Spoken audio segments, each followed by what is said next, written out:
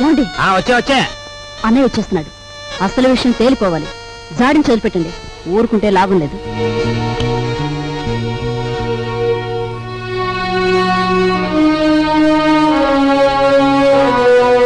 బావా, నా బాకీ తీర్చడం కోసం నువ్వు పడుతున్న బాధలు చూస్తుంటే అన్న మాట నిలబెట్టుకునేందుకు అష్టకష్టాలు పడ్డ హరిశ్చంద్రుడు జ్ఞాపకం వస్తున్నాడు నాకు.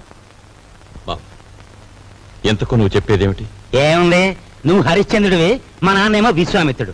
నేను నక్షత్రకుండా అయిపోయాను అనవసరంగా. ఇదిగో ఇదంతా నాకు అనవసరం. నువ్వు మార్వాడి దగ్గరికి వెళ్ళి అర్జెంటుగా అప్పు చేసేయి. పుట్టిన ప్రతి చోట అప్పు చేశాను బాబు.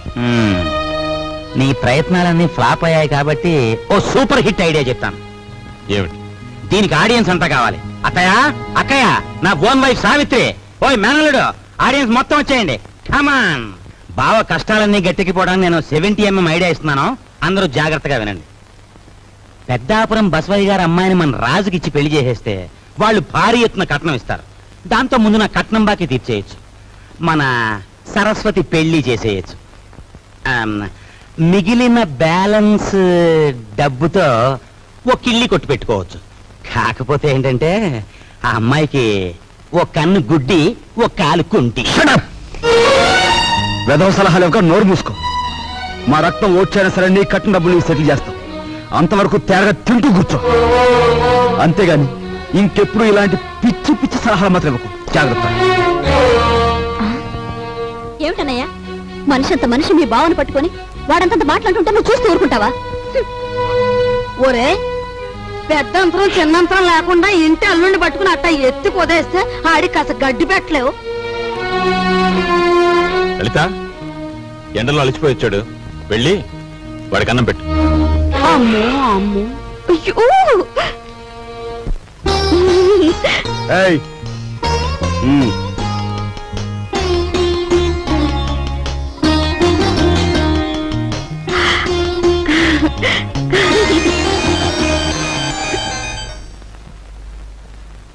ఏమండి, మీ ఎలకలతో పనే ఉందండి.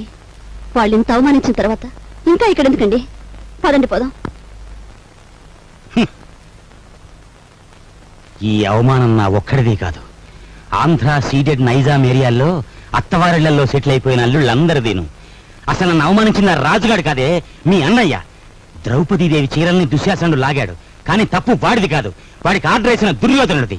మీ అన్నయ్య ఒక్క మాట కూడా మాట్లాడకుండా చూస్తూ ఊరుకుంటాడా? మీ అన్నయ్య నా కట్నం బాకీ తీర్చేసినా సరే నేను ఇక్కడి నుంచి కదలను. నా కక్ష తీరే వరకు ఇక్కడే ఉంటాను. ఇక మీదట విశ్వామిత్రుడు నేనే, నక్షత్రకుడు నేనే. తాళం తిప్పితే వచ్చి ఈనపెట్లు చూసాం కానీ నంబర్లు తిప్పితే వచ్చి ఈనపెట్టి నీ ఇంట్లోనే చూసాం. ఏ నంబర్ కింద ఏదెడితే పెట్టి తెరుచుకుంటుందో చెప్పే. నీ బెదిరింపులకు నేను లొంగను. ఆ నంబర్లు నేను చెప్పను. 4 రోజుల పాటు కడుపు కాల్చేస్తే దెమ్మ తిరిగిపోయి బొమ్మ కనిపించేస్తుంది. అప్పుడు నువ్వే చెప్తావు ఇంపాసిబుల్.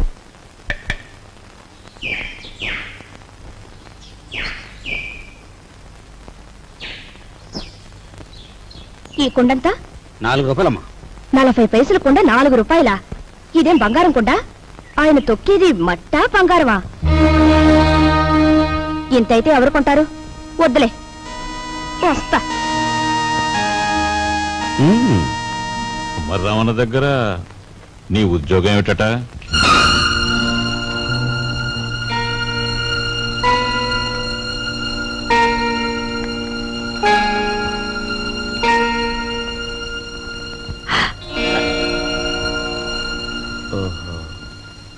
మాట్లాడమే. కుమ్మర్రామన్న దగ్గర నీ ఉద్యోగం ఏమిటి? మట్టి తొక్కటం, అతను తయారు చేసిన కుండల్ని ఎండలో ఆరబెట్టడం, కాలిన కుండల్ని బండి మీద సెంటర్కి చేర్చడం. అది. నువ్వు చదివిన చదువేమిటి? నీ మీద మేము పెట్టుకున్న ఆశలేమిటి? నువ్వు చేసిన నిర్వాకం ఏమిటి? అతను నన్నేమీ అప్లికేషన్స్ పెట్టమనలేదు, పోస్టల్ అడ్రస్ జత చేయమనలేదు, వెధవ ప్రశ్నలు వేసి ఇంటర్వ్యూ తీసుకోలేదు, రికమెండేషన్ తెచ్చావా అడగలేదు, లంచం ఇస్తావా అడగలేదు. నన్నుగా గౌరవించి నాకు ఈ ఉద్యోగం ఇచ్చాడు. కానీ నీ పెద్ద కొడుకు మట్టి తొక్కుతున్నాడంట గాని ఊరంతా మీ నాన్నగారిని అడుగుతుంటే ఆయనకెంత నామోషిగా ఉంటుందో ఒకసారి ఆలోచించావా? అమ్మా,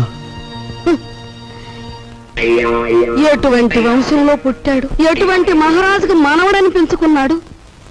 అసలు నేను చెప్పేది ఏంటంటే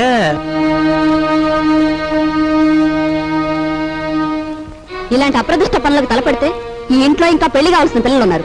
వాళ్ళని చేసుకోవడానికి ఎవడైనా ముందుకొస్తాడా? ఏ మా చెల్లెలు పెళ్లి చూపు సమయంలో మీరు వచ్చి పెంట పెంట చేశారే, అప్పుడు లేదా ఈ అప్రదిష్ట? నాన్న, ఏమీ చెయ్యకుండా మీకు భారంగా ఉండే కంటే ఏదో ఒక పని చేసి ఇంత సంపాదించడం నా బాధ్యత అనుకున్నాను, సంపాదిస్తున్నాను.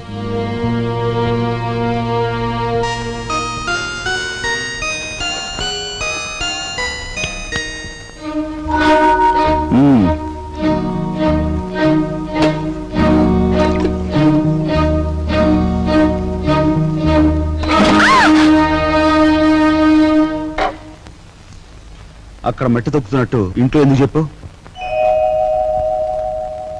అందరూ బాధపడతారనుకున్నప్పుడు మీరెందుకు ఆ పని చేయాలి? చేశారే అనుకోండి, ఆ సంగతి చెప్పకుండా ఎందుకు దాచిపెట్టాలి? మా అమ్మా నాన్నల విషయం తెలిసిన, మా ఇంటి పరిస్థితి తెలిసిన నువ్వు ఇలా మాట్లాడు. మా ఇంట్లో సంపాదించేది మా నాన్న ఒక్కడు, తినేవాళ్ళు 10 మంది.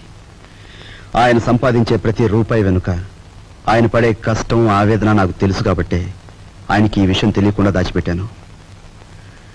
కట్నం ఇవ్వలేదన్న నెపంతో ఒకవైపు నుంచి మా మావయ్య బాధ పెడుతుంటే మరోవైపు నుంచి అప్పులు వాళ్ళు బాధిస్తున్నారు. ఇలా ఇంటా బయట అనేక బాధలతో నలిగిపోతున్న మా నాన్నగారికి ఒకరోజు దారిలో 5,000 రూపాయలు దొరికాయి. మొత్తం తీసుకెళ్లి పోలీస్ స్టేషన్లో అప్పగించాను. దానిలో ఒక్క రూపాయి కూడా నేను ముట్టుకోలేదు. ఒక్క రూపాయి కూడా నేను ముట్టుకోలేదు. ఒక్క రూపాయి కూడా. ఏమండి, అసలు ఏం జరిగిందండి? లలిత, నువ్వు ఎన్నోసార్లు నన్ను ధర్మరాజు ధర్మరాజు అంటూ ఉంటావు. కానీ ఇవాళ నీ ధర్మరాజు దొంగతనం చేశాడు. మీరు దొంగతనం చేశారా?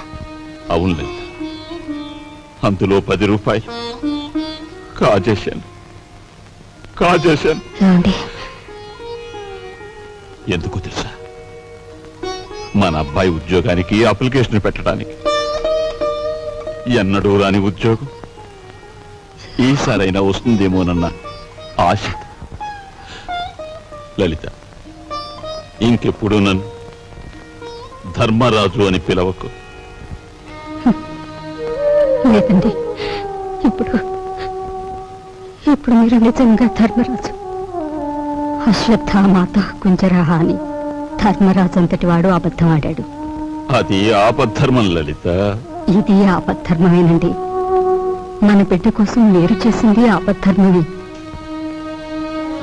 మా అందరి అవసరాలు తీర్చడానికి అంకితమైపోయిన మనిషి మా నాన్న. అలాంటి మనిషి కోసం నేను మట్టి తొక్కడమే కాదు, ముష్టెత్తుకునైనా సరే మా ఇంటి బాధ్యతను కొంతవరకైనా స్వీకరించాలా లేదా? ఇప్పుడు చెప్పు, నేను చేస్తున్న పని తప్పంటావా?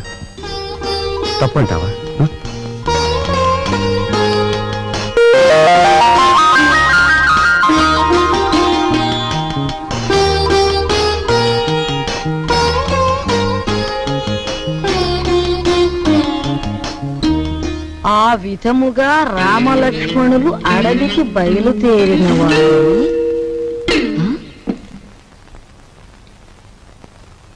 ఏంటబ్బా? ఓ చిన్న సచ్చినాడా, ఆ పెద్ద సచ్చినాడేమో మట్టి తొక్కుతున్నాడా, వీడేమో పాచూడుస్తున్నాడా. వీళ్ళకి ఏం పోయే కాలం వచ్చిందమ్మా? ఇంతకీ నేను పని మనిషిని ఎందుకు పెట్టట్టు?